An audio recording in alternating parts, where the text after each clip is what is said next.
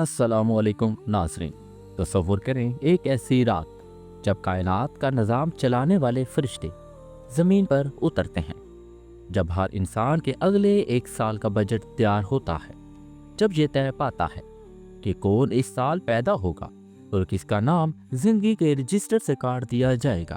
کیا آپ جانتے ہیں وہ کون سی گھڑی ہے جب اللہ تعالیٰ آسمان دنیا پر نزول فرماتا ہے اور پکارتا ہے کوئی مغفرت مانگنے والا کہ میں اسے بخش دوں؟ آج ہم شب برات کے اس پوشیدہ حقائق سے پردہ اٹھائیں گے جو آپ کی تقدیر بدل سکتے ہیں۔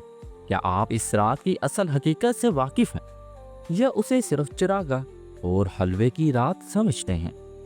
تو ناظرین، آئیے چلتے ہیں اس کی معنی اور مفہوم پر۔ شب فارسی زبان کا لفظ ہے جس کا مطلب ہے رات، اور برات کے معنی ہے نجات یا چھٹکارا۔ اسے شب برات اس لیے کہا جاتا ہے کیونکہ اس رات اللہ تعالیٰ لا تعداد انسانوں کو جہنم کی آگ سے نجات عطا فرماتا ہے۔ احادیث مبارک میں اسے لیلۃ النصف من شعبان یعنی شعبان کی 15ویں رات کہا گیا ہے۔ یہ وہ رات ہے جس کے بارے میں امام شافعی رحمت اللہ علیہ فرماتے ہیں کہ 5 راتیں ایسے ہیں جن میں دعا رات نہیں ہوتی، ان میں سے ایک شعبان کی 15ویں رات ہے۔ اب بات کرتے ہیں کہ اس رات میں کیا نازل ہوتا ہے۔ بہت سے مفسرین اور اولیاء اللہ کے مطابق اکثر قرآن پاک کی روح سے لیلۃ القدر یعنی رمضان کی رات سب سے افضل ہے، لیکن شب برات وہ رات ہے جس میں اموار کائنات کی تفصیلات فرشتوں کے سپرد کی جاتے ہیں۔ حضرت عطا بن یسار رحمت اللہ علیہ فرماتے ہیں کہ جب شعبان کی 15ویں رات آتی ہے تو ملک الموت یعنی عزرائیل کو ایک فرست دی جاتی ہے اور کہا جاتا ہے کہ جن کے نام اس میں درج ہیں ان کی روح قبض کر لینا۔ بندہ درخت لگا رہا ہوتا ہے، شادیاں کر رہا ہوتا ہے، عمارتیں بنا رہا ہوتا ہے، حالانکہ اس کا نام مردوں کی فرست میں منتقل ہو چکا ہوتا ہے۔ پیارے ناظرین، آئیے بات کرتے ہیں کہ اس رات میں کون کون سے درج ذیل فیصلے ہوتے ہیں۔ رزق کی تقسیم، اگلے ایک سال تک کس کو کتنا رزق ملے گا، زندگی اور موت، اس سال کون پیدا ہوگا اور کون انتقال کرے گا، حج کے فیصلے اسی رات ہوتے ہیں۔ اس رات کن خوش نصیبوں کو اللہ کے گھر کی حاضری نصیب ہوگی۔ اللہ کا آسمان دنیا پر نزول اور پکار۔ حضور اکرم صلی اللہ علیہ وآلہ وسلم نے ارشاد فرمایا، جب شعبان کی 15ویں رات آتی ہے تو اللہ تعالیٰ آسمان دنیا پر اپنی شان کے مطابق نزول فرماتا ہے اور غروب آفتاب سے لے کر طلوع فجر تک یہ پکارتا رہتا ہے، کیا ہے کوئی بخشش مانگنے والا کہ میں اسے بخش دوں؟ کیا ہے کوئی رزق مانگنے والا کہ میں اسے رزق دوں؟ کیا ہے کوئی مصیبت زدہ کہ میں اسے عافیت دوں؟ یہ اللہ تعالیٰ کی رحمت کا وہ سیلاب ہے جو ہر پیاسے کو سریاب کرنے کے لیے بے قرار ہوتا ہے۔ سائنس کی زبان میں اگر ہم کہیں تو اس رات کائنات کی فریکوینسی اتنی لطیف ہو جاتی ہے کہ انسان کی پکار اور خالق کی عطا کے درمیان حائل پردے ہٹ جاتے ہیں۔ آئیے اب بات کرتے ہیں ان بد نصیبوں کی جو اس رات سے بھی محروم رہتے ہیں۔ جہاں اللہ تعالیٰ کی رحمت عام ہوتی ہے، وہیں کچھ بدبخت ایسے بھی ہوتے ہیں جن کی اس عظیم رات میں بھی بخشش نہیں ہوتی جب تک کہ وہ توبہ نہ کر لے۔ امام بقی رحمت اللہ علیہ کی روایت کے مطابق وہ یہ ہیں: مشرک، سب سے پہلا نمبر ہے مشرک، اللہ کے ساتھ کسی کو شریک کرنے والا، کینہ پرور، دل میں دوسروں کے لیے بغض اور دشمنی رکھنے والا۔ تیسرا نمبر قاتل، ناحق خون کرنے والا۔ چوتھا نمبر زانی، بدکاری میں ملوث رہنے والا۔ نمبر 5، والدین کا نافرمان، ماں باپ کا دل دکھانے والا، قطعی تعلق کرنے والا، رشتہ داروں سے تعلق توڑنے والا۔ میرے ناظرین، حضور صلی اللہ علیہ وآلہ وسلم کا معمول تھا کہ آپ اس رات قبرستان میں تشریف لے جاتے۔ شب برات کی ایک خاص سنت جو ہمیں سیدہ عائشہ صدیقہ رضی اللہ سے مروی احادیث سے ملتی ہے، وہ ہے وفات پا جانے والوں کی مغفرت کی دعا کرنا۔ روایت میں آتا ہے کہ ایک رات حضرت سیدہ عائشہ نے حضور صلی اللہ علیہ وآلہ وسلم کو بستر پر نہ پایا۔ وہ تلاش میں نکلی تو دیکھا کہ آپ صلی اللہ علیہ وآلہ وسلم جنت البقیع، جو کہ مدینہ کا قبرستان ہے، میں موجود ہیں اور آسمان کی طرف سر اٹھائے امت کی بخشش کے لیے دعا کر رہے ہیں۔ آپ صلی اللہ علیہ وآلہ وسلم نے فرمایا، اے عائشہ، کیا تمہیں ڈر تھا کہ اللہ اور اس کا رسول تمہاری حق تلفی کریں گے؟ پھر فرمایا، اللہ تعالیٰ شعبان کی 15ویں رات میں اتنے لوگوں کی مغفرت فرماتا ہے جتنے قبیلے بنی کلب کی بکریوں کے بال ہیں۔ یہ عمل ہمیں سکھاتا ہے کہ اس رات جہاں اپنی زندگی کی دعائیں مانگنی ہیں، وہیں اپنے مرحومین کو بھی یاد رکھنا ہے، کیونکہ وہ ہماری دعاؤں کے منتظر ہوتے ہیں۔ آئیے اب بات کرتے ہیں سورہ یاسین کے خاص عمل کی، جو اس رات کا سب سے افضل وظیفہ ہے۔ بزرگان دین اور صوفیہ کرام کے ہاں شب برات کی شام یعنی مغرب کے بعد 3 بار سورہ یاسین پڑھنے کا خاص معمول پایا جاتا ہے۔ یہ کوئی واجب تو نہیں، لیکن اس کی برکات بے شمار ہیں۔ پہلی بار اس نیت سے پڑھنا کہ اللہ تعالیٰ دراز عمر، صحت اور عافیت کے ساتھ عطا فرمائے۔ دوسری بار اس نیت سے پڑھنا کہ اللہ تعالیٰ بلاؤں اور فتنوں سے محفوظ فرمائے۔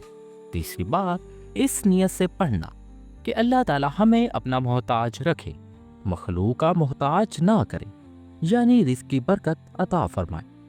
ہر بار سورہ یاسین کے بعد شب برات کی مخصوص دعائے نصف شعبان پڑھنا نہایت مجرب ہے۔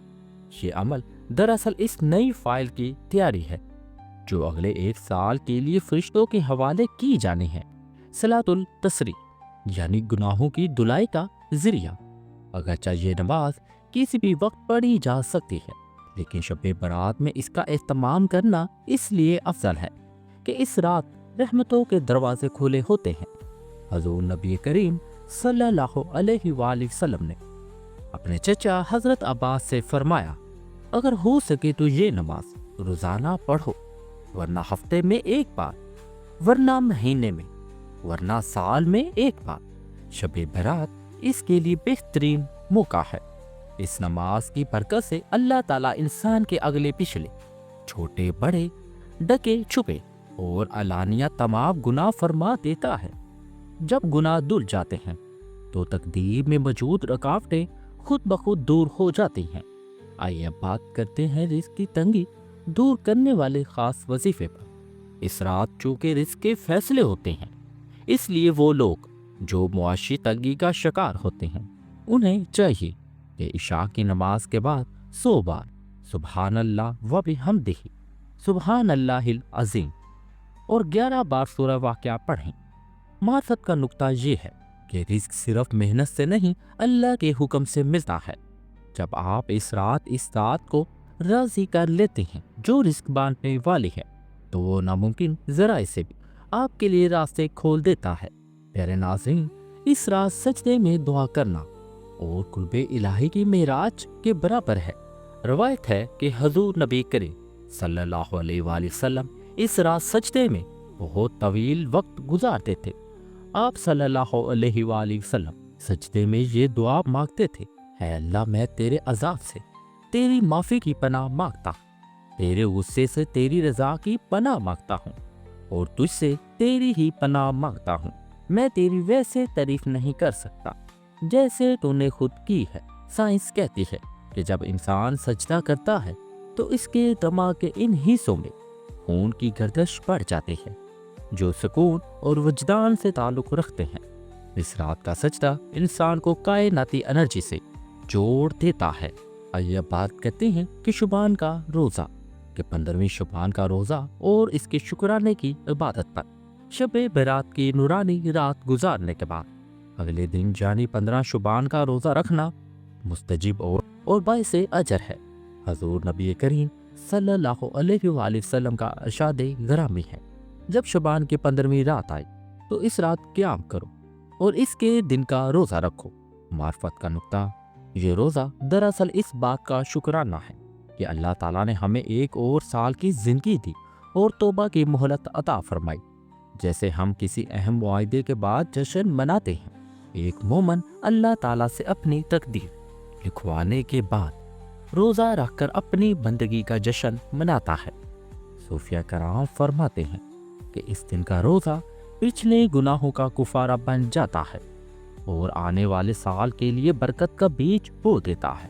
پیارے ناظرین، سب سے اہم نکتے کی بات کرتے ہیں آتش بازی اور بدعت اور شیطان کے وار پر۔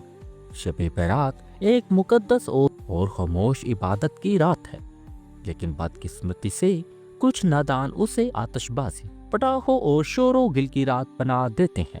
فقہ کرام اور اولیاء اللہ نے اس کی سخت مذمت کی ہے۔ پہلی بات، یہ مال کا ضیاع ہے اور قرآن کہتا ہے کہ فضول خرچ شیطان کے بھائی ہیں۔ دوسری بات، جب اللہ کی رحمت نازل ہو رہی ہوتی ہے تو فرشتے رزق کے فیصلے کر رہے ہوتے ہیں۔ اس وقت پٹاخوں کا شور اور دھوؤں کا بادل اس پاکیزہ ماحول کی توہین ہے۔ اگر ہم اس رات کو صرف حلوے اور چراغاں تک محدود کر دیں گے تو اپنے دل کے چراغ روشن نہیں کریں گے تو ہم اس کے اصل مقصد سے محروم ہو جائیں گے۔